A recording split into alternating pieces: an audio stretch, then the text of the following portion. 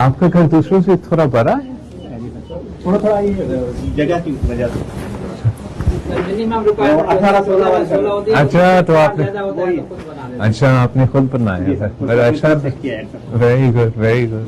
मैं बहुत खुश हूँ कि पक्का पक्का घर अब बन गया।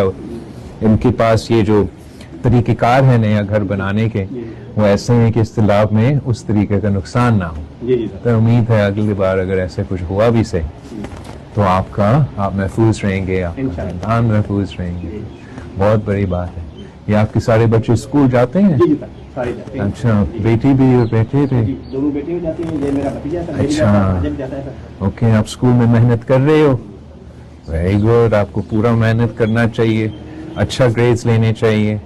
आगे जाके फिर आपने अपने खानदान का और अपने वालिद साहब का ख्याल रखना है इंशाल्लाह।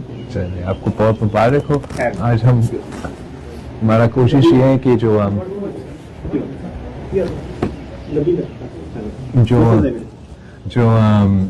आपके जो ये घर का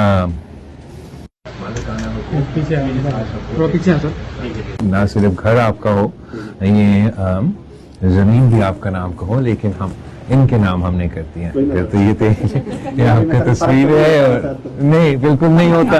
लेकिन हमारा कोशिश ये है कि हम बीबी के नाम पे औरतों के नाम करें। चलिए, बहुत मुबारक हो आपको। आई होप आप खुश हो अपना नया घर से।